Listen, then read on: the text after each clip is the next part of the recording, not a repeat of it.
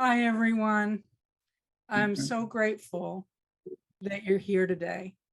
Wanted to say thank you to Cindy Eastman and Katrina Willis for being here to share their stories and their journeys of grief. And a big shout out to Bob West, who is our man behind the curtain and my web designer and graphics guru. So thank you to Bob. And also just wanted to say that we are recording this for people who couldn't make it but wanted to have a recording of our launch today.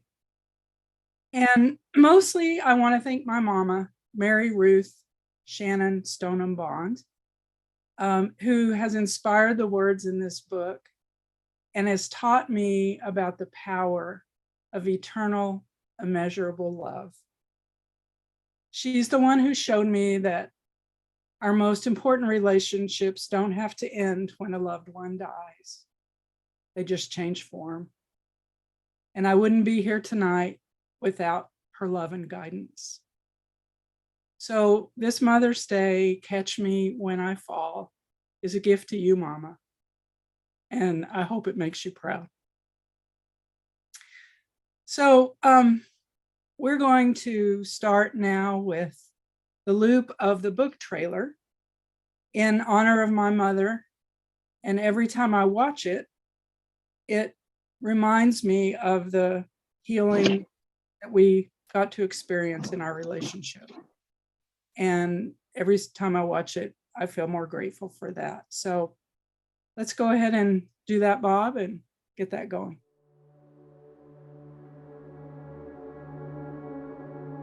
For most of my childhood and adulthood, I yearned to have a relationship with my mother where I felt seen, valued, and accepted for who I was. That's also what she wanted from me.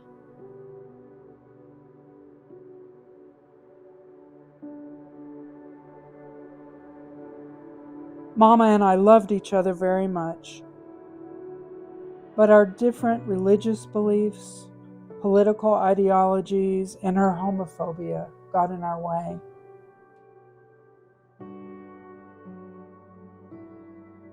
When she was 85, as her dementia progressed, Mama needed more care. So my wife Julie and I moved her from her beloved state of Texas, where she had spent her whole life, to live near us in Northern California. During the 27 months she lived nearby, Mama and I experienced a miraculous healing. Happy birthday to you and many more.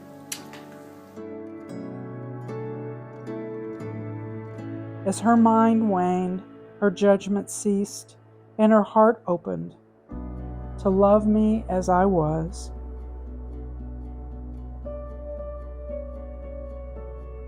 When she moved to California, I made a vow to keep my heart open and to cherish whatever moments we had left. At the end of her life, we finally had the relationship I'd always yearned for.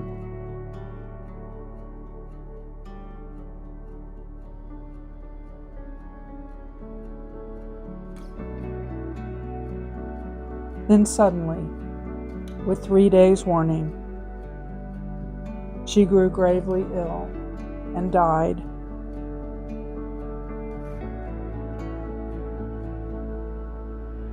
But that wasn't the end of our relationship.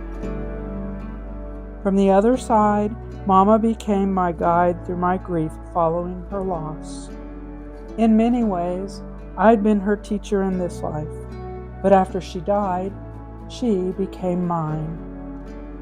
I've written Catch Me When I Fall as a poetic memoir to tell the story of transcendent love between a daughter and mother, and to serve as a chronicle of a journey of grief, showing us that relationships don't have to end when a loved one dies, because if we're open to the mystery and possibility, it's never too late to heal and transform our most pivotal relationships.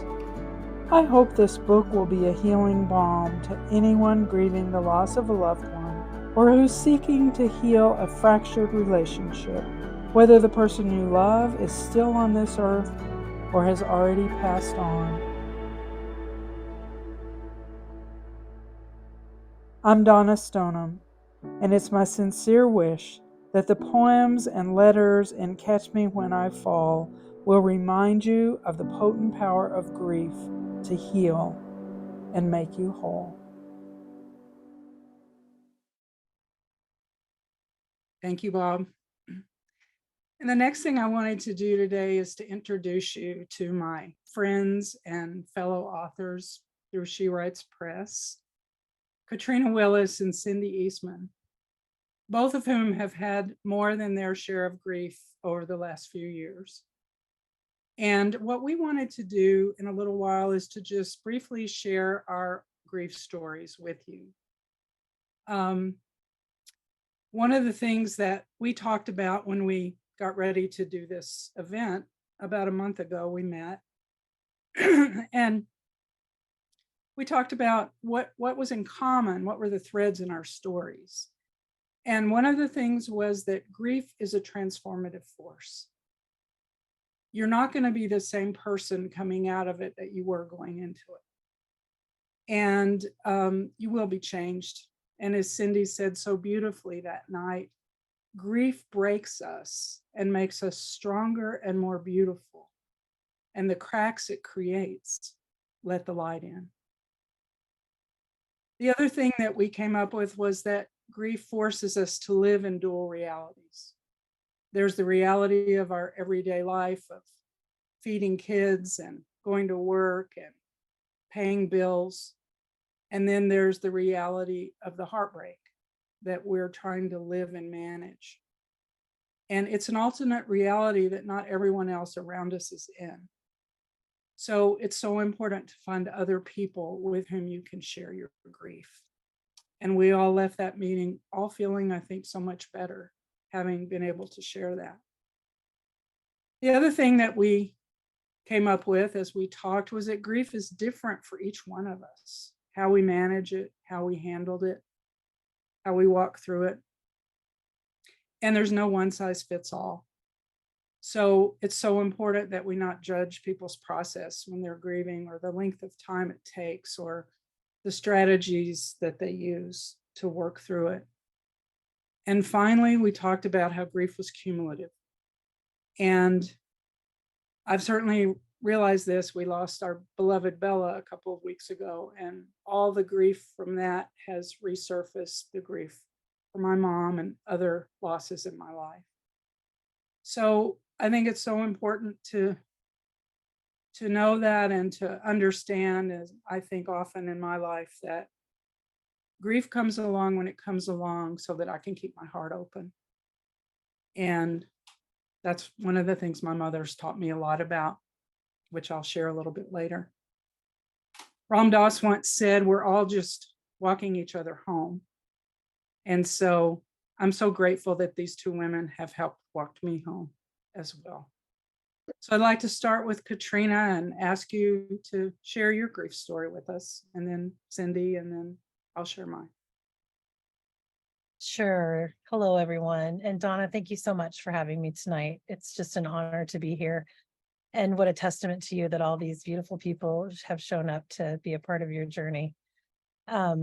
So my grief journey started in 2016 when I came out. And in 2018, I divorced my husband of 25 years and lost most of my friends and many of my family in the process. In 2020, we all lived through that year together. So we all have grief stories from that year, I'm sure. And then in 2021, I lost my uncle to a tragic accident and a cousin to lung disease. And in the same month, my beloved, wonderful, beautiful mom. And shortly after I lost my mom, my only sister was diagnosed with lymphoma, which we thought she would be able to beat. And then in 2022, she was diagnosed with glioblastoma, which took her very quickly and unexpectedly. And I lost my whole family unit. During that same time, my stepfather, who's the only father I've ever known, was diagnosed with Alzheimer's. So we're walking him through that journey as well. And then in early 2023, I lost my high-paying job and insurance and any semblance of security that I thought I had in this world. So that is just a little highlight of the past few years of my life. Thank you, Katrina. And Cindy, do you want to speak? Yes, I guess I didn't remember, Katrina. 2016 sort of was the tripwire for my journey as well. I lost my ex-husband, which sort of started me, people didn't understand why I was grieving, like your ex-husband, and but that, so that I took that in stride. But then the next year I lost my mom to lung cancer, which was pneumonia until about 4 weeks before she died. And so we ended up, because my dad was in the beginning of dementia, we brought him home from Florida to Connecticut to live with me and my husband, because my sister also lived in Connecticut, and she had been diagnosed with ovarian cancer. So we knew that she wasn't going to be able to travel back and forth to see him there. So we thought it was the best for all the way around. So as we got, kind of got him acclimated to living with us, my sister's condition grew worse, and we lost her about a year after my dad came to live with us. So that was our life. We just sort of lived. As a caregiver, that was my role. There's a lot of grief and loss in that particular role, but and then a pandemic, and so we sort of pushed through. And about a year after, in 2021, my dad passed away. He was 90. He had diabetes and heart disease and dementia, and he had really lived a good life, but he did pass away in 2021. And we sort of all took a breather and thought, okay, all right, we can sort of pull our lives back together. And then a mere 6 months later, my daughter was diagnosed with triple negative breast cancer. So the last couple of years has been just totally focused on her care, which has just progressed to, they've discovered more. She was in remission, and then she wasn't, and then it metastasized. She went through more treatment, and we just recently found out that it has metastasized once more. So we're sort of steeped in grief. And I know you mentioned our prep conversation that we had, and I think being able to talk about it has been one of the things that has just kept me upright and not crying every day. The conversations that we had, and just sharing our experiences, because as it is transformative, it is also, like you said, unique. Everybody's is different. So that journey, that path, it's just one step in front of the other, and being present for all that is before us. And that's what my journey is looking like right now. Yeah. Thank you, Cindy. So much, and so much love. If we didn't love so much, it wouldn't hurt so much. So my story is, I lost my mother 5 years ago, and we had a very, very challenging relationship for most of my life. And during the final years of her life, we finally healed that, particularly the last 3 or 4 years. And then she moved out to be with Julie and I, and lived with us for 27 months nearby. And then she had a bleeding ulcer, and she died in 3 days. So I finally got the mother I always wanted, and I think she got the daughter she always wanted, and then she died. And so it felt like, at the time, kind of a cruel twist of fate. And on her deathbed, the last thing she did was to look at me. She opened her eyes. She'd been in a coma for 2 days. And it was as if she was saying, I'm leaving this world, honey, but I'm not leaving you. And that's when that's when the miracle started. So in many ways, I was her teacher in this life. And particularly since she's been gone, she's become mine and become my guide through my grief. And we've continued to build our relationship from the other side. And that's what my book is about. So I would literally need hours to share everything I've learned from her over the last 5 years. And some of it's in my book. But the greatest gift that I've gotten from her is the lived experience that she's never far away. And she's always there when I need her. And just a couple of brief stories to share. It was maybe 2 or 3 weeks after she died, and I was bereft. I was literally in the armoire in our guest room, surrounding myself in her clothes so I could smell her scent, and weeping. And Julie came home from work and she tried to pull me out of the armoire and comfort me. And all of a sudden, we heard my mother's voice, her laughter. And both of us were like, oh my gosh. Julie goes, that's Mary Ruth. And I was like, that's Mama. And then we were looking around to see where it came from. And in my pocket of her robe that I had on was my iPhone. And it was playing a video that I had not made of my mother, of her pictures, of clips of videos, of her voice that came literally out of nowhere. And we both started laughing so hard. It was like, she is not going to let me sit here in this closet. You know, I finally came out of the closet. She finally was okay with that. So she's not going to let me like go back in there anymore. So that was just one little story of things that were happening then. And even I mean, the miracles like that continued they still do to this day. I'm never surprised. My niece and nephew were here 2 months ago for spring break, and we were on our way to Pismo Beach. And I said to the kids, I said, you know, look out, because Nana gives a lot of signs that she's around. So, and I know she'd like to be with us because she misses you guys a lot. And we're driving and we get halfway to Pismo, and my niece looks out and points and she said, guys, look, it's Nana. And there was a beautiful cross on the side of a hill with a hearts made of rocks in the center of it. And I was like, yeah, honey, it probably is. That's something Nana would send us. And we get to the hotel we got to the Airbnb that night. And I was trying to get the TV set up for binge watching Modern Family, which they love. And I got one of those pop-up ads from Amazon.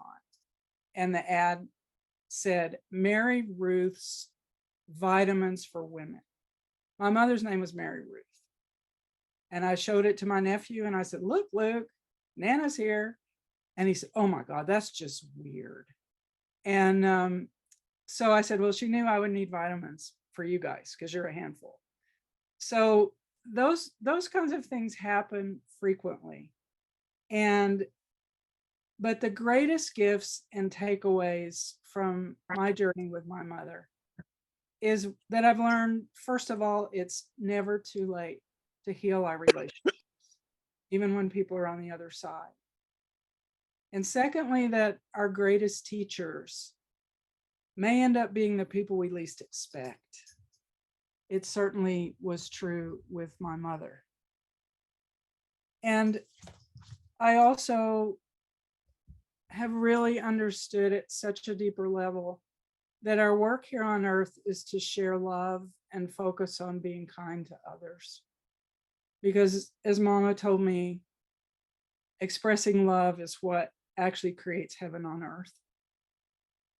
And that love's the most powerful force in the world. And it's literally the force that can weave us from this world with the next, if we keep our hearts and our minds open. And that the veil between here and there is only as thick as we make it. And finally, the thing I take away most from my journey with my mama. And since she's been gone and the things she's taught me, one day she said, honey, your trials and your tribulations and your losses and your sorrows, they can either make you better or they can make you bitter. And that's a choice you have to make every day. So I do my best to try and choose love and try and choose hope and not try to succumb to despair with all the craziness that's going on in the world. So that's what I've learned from my mother. And I'm so grateful for that. So before I move into doing a few readings from the book, I'd love to know if Katrina and Cindy have anything else they'd like to share about what they've learned on their grief journey before we move on. Sure, I would, we talked about this when we met, and I would love to share that grief has completely remade me. You know, I was a daughter of a single mother with a sister who also helped raise me and a dad who wasn't present. And then within a year and a half, they were gone. Everybody was gone. And I'm a mother myself of 4, and I always identified as a mother, but I also identified as a daughter. And I was just in the store tonight and I said to my partner, I don't have anybody to buy a Mother's Day card for. I don't have a mother-in-law. I don't have a mother. I don't have a sister. All of the people I would have bought a card for, I don't have anymore. And so I feel like it's a reinvention every day of who I am and who I want to be in the world. And like Donna said, choosing kindness and love now is more important to me than it ever was. Thank you. I mean, I have so much to say and don't even know what to say, but you're right. So I guess I've been sort of not thinking about Mother's Day, except in the context of this particular launch and your book and how like wonderful it is. But I guess I'm sort of staying away from it for my own sake and my daughters and my sisters and my, like all of that is it's a lot. So I think just staying in the present, being, you know, like I think I said before, like, you know, just dealing with what I have before me and is just really something that I've learned to do and accept. I don't think I was very accepting of that before, you know, but I think it as grief changes you and transforms you, you learn to make different boundaries about what's important and what you will expend your energy on. So I think that's been kind of significant, especially around holidays and anniversaries and things like that. Yes, absolutely. Yeah. Yeah. And I want to mention before we move on, and we're going to have time for a larger conversation with everyone in a little while, but I did want to mention that Cindy is actually working on a new book, an anthology of everyday grief, and is asking for submissions for that still, I believe, correct? Yeah. Yes, the submissions are open until June 21st. Anybody can contact me about it, but yes, I'm collecting the voices of, it's called Everyday Grief. And because there are so many voices, I'm happy to continue to take submissions. And if you have any questions, you can certainly contact me. And there's information on my website. Yeah. Thank you, Cindy. Well, we'll come back and circle back to this. I'm sure people will have questions about your journeys and our conversation, etc. In a little while, but I thought what I would do is read 4 poems right now from my book. And I wanted to start with the first poem, which was early in my grief process. It was written about a couple of weeks after my mother died. And it was at a time when I was just completely raw and so fragile. And my heart felt like it had been ripped in two, because it was. And I was still in denial that she was gone and trying to make meaning of the fact that I had just found her and then I lost her. So I want to read this poem. It's called The Gravity of Grief. And you'll excuse my voice. I've been struggling with asthma since COVID in January, and I can't keep my voice clear a lot of the time. So my apologies. The Gravity of Grief. Awakening from fitful sleep, the world is darker, less vibrant, lonelier without you in it. Holding my hands, one clasped tightly around the other, imagining that one is yours and one is mine. Yearning to hear your voice again, touch your hand and see the smile of appreciation in which you held me. Dormant tears melting the ice flows stored from birth, awaiting this day of mother loss, streaming from the deepest crevice in my heart and building a bridge to you. Heart broken, wide open. The cycle of life, though logical, brings little comfort when pain sears through lost limbs so deep. Then grace sweeps in like a coddling blanket of unending love. Swaddling my brokenness, you wrap me as an infant, holding me close to your heart. Your four-legged messenger never leaves my side, licking salt from my tears, reminding me that you are never far away. And I wanted to read another poem that I wrote about 14 months after my mother died, which is called Beauty and Loss. And I picked this poem because on Monday night, I watched a movie that came out in 2016 called Collateral Beauty. And it's a story about a couple who've lost a child. And the mother of the child is sitting in a hospital waiting room, and there's a stranger sitting next to her. And the stranger says, "Are you losing someone?" And the mother says, "Yes, I'm losing my daughter." And the stranger says, "Don't forget to see collateral beauty." And I was so struck by that, having seen that movie before I went through my own grief journey, and being in it, seeing it now again, and thinking about what I learned about being present to the world, to nature, to the divine in ways I'd never experienced before. So I want to share this poem called Beauty and Loss. After you died, you told me my work now was to learn to build a bridge between heaven and earth, to do my best to bring comfort and love to a hurting world, to trade in the currency of kindness and offer my heart to those who needed care. I once believed creating heaven on earth meant cultivating a garden of joy. Yet now I know its roots go much deeper, its veins more complex, its strength more fragile. In the compost of loss, tendrils are formed through the dark night of death. And true beauty cannot blossom without the nutrients of patience, faith, and hope.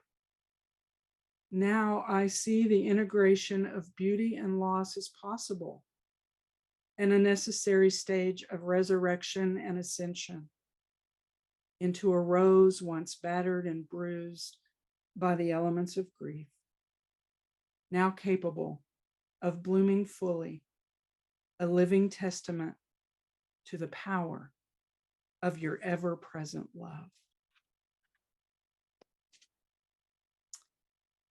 And the next poem that I'll read was written in 2020, 4 years after my mother died, which is called The Road We Traveled.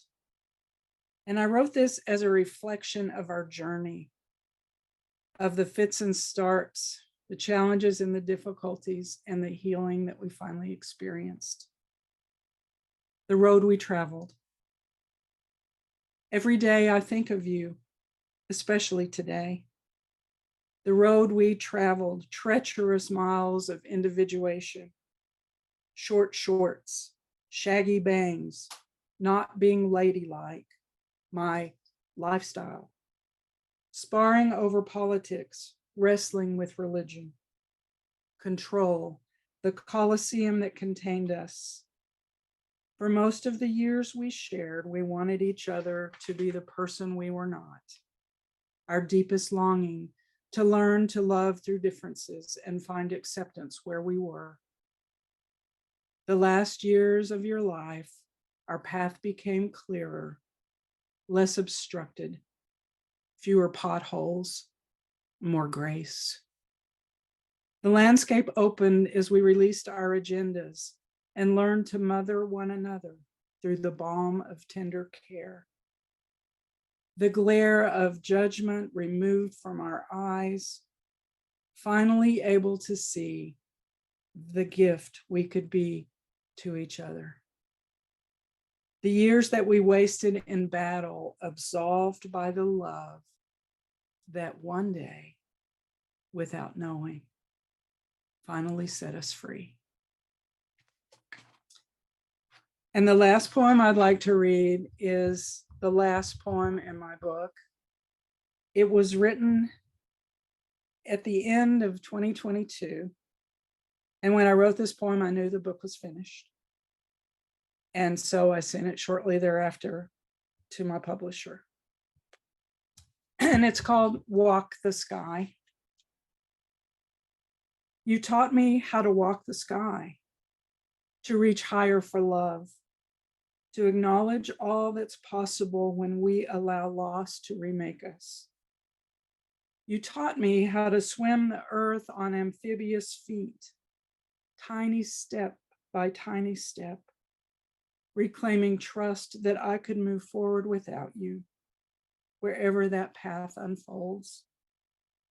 You taught me how to fly higher, unencumbered by what you didn't know how to offer when I was a child, to find my bearings when I veered off course through the air of grace that floats between us now.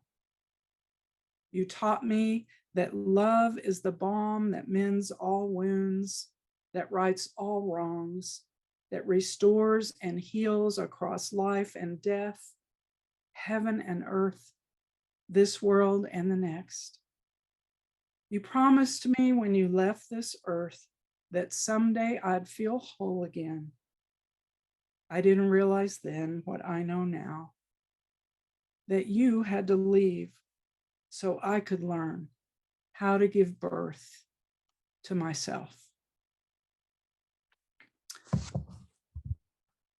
So what we'd like to do now is to ask for questions, comments, raise your hand. You can also put questions in the chat and I'll look at those as well. So does anybody have any questions or comments or anything you'd like to talk about with respect to the conversation that we've had earlier, or and just anything you want to talk about, your own experience of grief? I came up with a list of questions that will be, I think, Bob, you can put in the chat box as well, which are: what losses in your life have initiated your grief journeys? In what essential ways has the grief you've experienced transformed you? And what have you learned about yourself as a result of your experiences of loss? And how have you or will you apply what you learned? And what are some coping or self-care strategies you currently use in the past to help you navigate your grief? And how will you use what you've learned from your experiences of loss to help you become who you want to be moving forward. So Joanne asked, where was the first time you knew your mom was speaking to you, and what did she say? Great question. About 3 weeks after my mother died, I got in my car to go to work, and she'd been living here for, as I said, 27 months before she died. And I saw her at least every other day, and sometimes more often than that. But I talked to her 2 or 3 times a day, always on my way to work and then on my way home. And so the first day I got in the car to go to work, and I picked up my phone, and I was just bereft. I was like, what am I going to do? And I literally said out loud, Mama, what am I going to do? I can't talk to you anymore. And it was literally like I heard her voice in my ear. And she said, honey, you can talk to me anytime you want to, and I won't even lose my phone. She lost her phone all the time, and I was always having to get the caregivers to go find it. And so that began our little journey. And so what I would do is I would get in the car on the way to work, and I would at first try to remember what she said. And then when I couldn't remember, so I'd write it down, and then I was like, this is stupid. Why don't I just record it? So here I am going down 880 on the freeway with my recorder, and I'm just recording our conversation. So I have about 200 pages of those conversations that we've had, and they were everything from what it's like on the other side to what I should be focusing on to instructions she had for me, about the kids or whatever. It was, people would hear it and say, okay, you're crazy now. But I'm telling you, it was as real as if she was sitting there talking in my ear. So I hope I answered that. Let me see if there's anything else. Any other questions here? Mary asked, how did the losses of Alzheimer's actually contribute to your opening to one another? Thank you, Mary. So my mother developed Alzheimer's, and that was the main reason we moved her here. She needed more care. She couldn't live alone anymore. And I would say a couple of things. When I spent my whole life trying to individuate from my mother. She was a powerful force. And I was terrified when I was moving her out here that I would get obliterated and with her power. And so I was really worried about that, but I made a commitment before she moved that I was going to keep my heart open and that I was going to enjoy whatever time we had left. And I think it was a couple of things. I think that as her mind started to wane, her heart started to open more, and she was able to, and then I also think she had such appreciation for the care that Julie and I were giving her. I think that helped change a lot too. And I think I changed a lot in terms of how I approached her. And when we moved her into the assisted living place, the woman who checked us in said, I have a tip for you. Don't try to ask her to be in your world. You enter hers. And that will make this a whole lot easier on everybody. And that was really, really true. And my mother was a very loving, gracious, kind human being. She always had been. But I wasn't what she wanted. She did not want, 2 gay kids, I don't think. That wasn't on her agenda. She would have liked for me to be married and be a Baptist and stay in Texas. And that was never me. So we had to come to this place where we really were able to meet each other. And 3 weeks before she died, we were sitting at the kitchen table, Julie and my mom. We spent every Friday night together. We had a sleepover here. And Mama said, I don't think I could imagine 2 better mates for my kids. I'm like, whoa. And she said, I think you're going to be really happy in this house.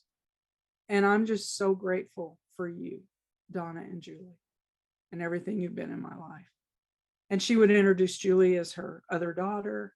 And it was really beautiful. It was just so beautiful. We came to this place together. So part of it was probably the Alzheimer's and the letting go of the judgments, and maybe part of it was moving to California. Her best friend ended up being an atheist Jew who marched with Martin Luther King. So, you know, you never know. You never, ever know. So thanks for that question. So, Barbara, yes, lovely Great. to see you, my friend.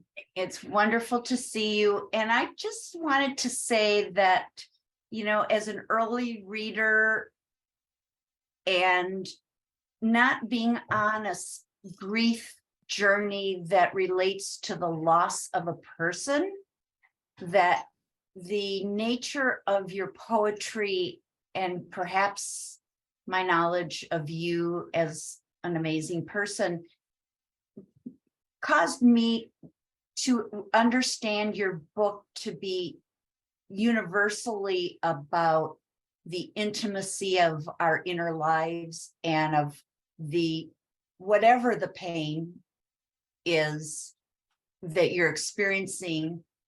Somehow, you know, your conversations with yourself and your mom universalize that sense of you know, being able to transcend loss of whatever sort. And I just wanted to say that because that stayed with me about Thank you. the book. Thank you so much, Barbara. And thank you for being a reader. Deeply grateful. And thank you for being my friend. That's the most important thing. Always. So Bella asks, what did she say about what it's like on the other side?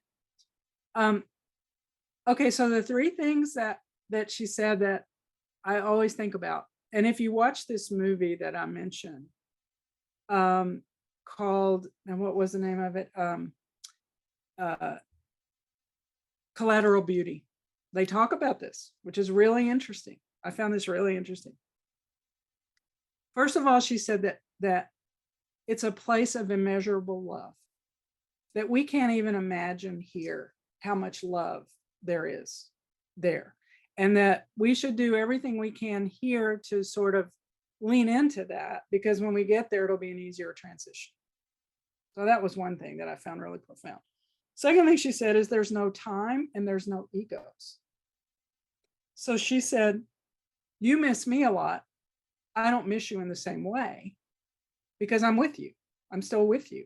And she said that our souls are like fractals. So part of our soul can be here, part of it can be with my brother, part of it can be with me, part of it can be wherever it needs to be, part of it can be there. Now that made a lot of sense to me. So I think the no time, no egos. I mean, imagine if there's no egos, how different would our lives be? Seriously, right? And this notion of time and how time is what creates attachment. So when we don't have time, we don't have the same attachments we have. So those were some of the things. There's so much, but those were some of the things that really helped me, mostly about love, though. Any other questions or comments or anything people want to ask about? Let's see.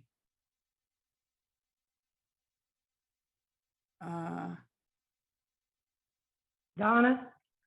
Yes. Donna, can you, this is Ronnie. Hi, Ronnie. I love you. How are you? Love you. I'm doing well.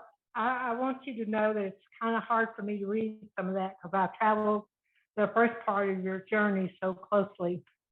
But I was so happy that I found you, and we've been able to reestablish the relationship we have. John, my husband, thinks I'm crazy because anytime I start reading things, just like now, tears start rolling down my face. But you're really special to me. Thank you, Ronnie.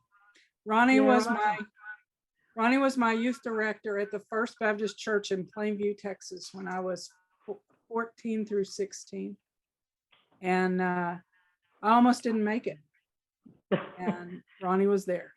So I will forever be grateful for your love And and your care. and acceptance. I accepted you just like you were, Donna. Yep, I know you did. So thank you, and thank you for being here. Let's see.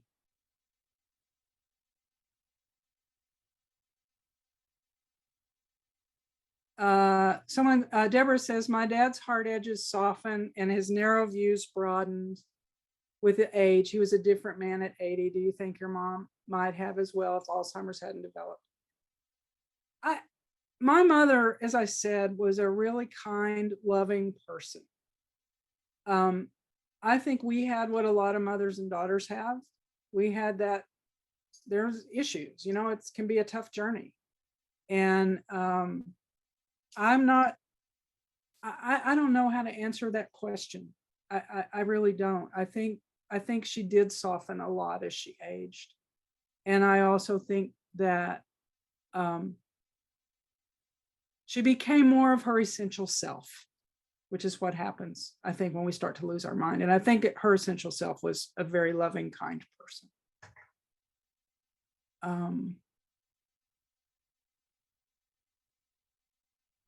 Kimberly asked, is it difficult to revise poetry when it comes from such a personal, inspirational place? I would say, Kimberly, the poetry's pretty much what you see is what you get. I didn't do a lot of revision on the poetry. It's more for me when I write poetry, and I am a poet at heart. I tried to make this a memoir, and it wasn't working. And so I said, well, do what you do, which is write poetry. And so for me, I may tweak a word here or there, but it's not even like I'm writing, it's just coming through me. So I hope that answers that question.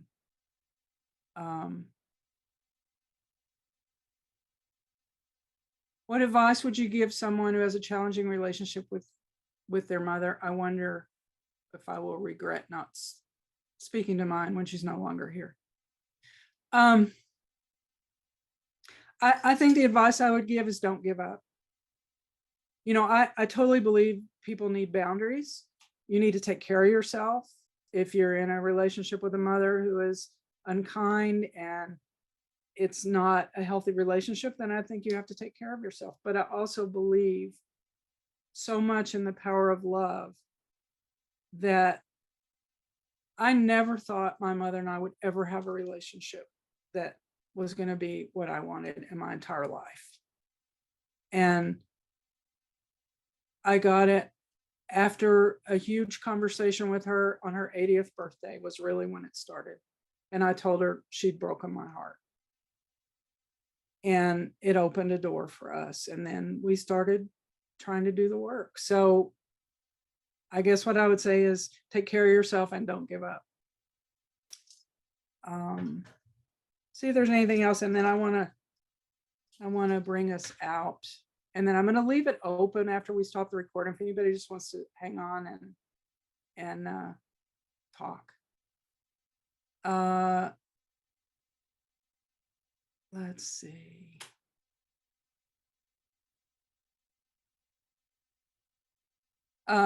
Was Julia surprised as you in the change in your relationship with your mother?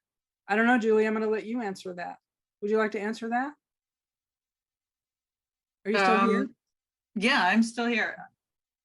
It was just a beautiful transition. I think I was the most surprised at how, once we got your mother to agree to move, how easy it was to move her outside of the physical part of downsizing her home, but that she was willing. I mean, then it was like something shifted in her and she was just like going along. And your mother was so lovely and open to meeting people. So she had no problem meeting people.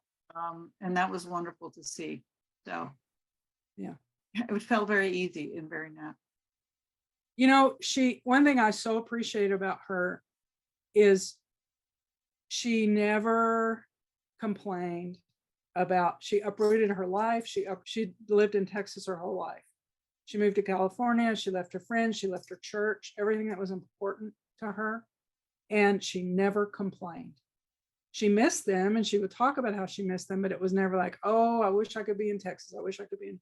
And I think part of that was because she was so happy to be here and be so loved. And we were so happy for her to love us. So, you know, Lynn, don't give up. You never know. You just never know. So on that note, what I would like to do is, first of all, tell everyone how incredibly grateful I am that you're here, that you're in my life, that you've supported me on this journey. I am so deeply grateful for each and every one of you and the different places you've been in my life and the roles you've played. So I invite everyone to go to my website, which Bob has lovingly redesigned. I love it, donnastoneham.com. And if you want to read any of the articles I've written or podcasts I've been on, I was just on a wonderful podcast called Grief Dreams with Joshua Black. Encourage you, there's a whole lot more in there about the experience and also about my own near-death experience at age 15.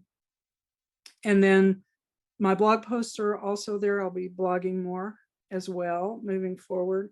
And you can also sign up for my newsletter. So book is on Amazon, Barnes and Noble, and Bookshop. So that's the indie bookstore. So really appreciate it. And after you read it, I would be so grateful if you would write a review, especially on Amazon. Those always help. So thank you all so much from the bottom of my heart. I'm just so grateful. And so is my mama, because this is her book too. So I'm going to read you the epilogue, which is one of her conversations with me. Hi, honey. It's your mama. I wanted to share something I've learned since I've been in heaven. I think it might come in handy. Sweetie, the whole point of being on earth is to learn how to open and expand your heart even wider. And all the disappointments, all the suffering, and all the losses you face while you walk the earth are the things that help you carve open an even bigger space for love. Then when you get to your heavenly home, you'll appreciate it even more deeply because of all the pain you endured while you were on earth. I'm so grateful, sweetie, for all the healing we did in my last years. I'm sorry I didn't know how to nurture you the way you needed to be loved when you were younger. I had my own healing work to do. But I want you to know that I did my best with what I knew how to do at the time. I know so much more now than I did then, and I am always here to help you. Honey, I loved you with all my heart when I was your mother on earth, but that doesn't hold a candle to how much I love you now. It will be the blink of an eye before I see you again, and when that day comes and you draw your last breath, I will take your hand just like my mother took mine. Until then, sweetie, get lots of rest, love fiercely, be happy, and most of all, be kind. I love you now and for all eternity. Your mama.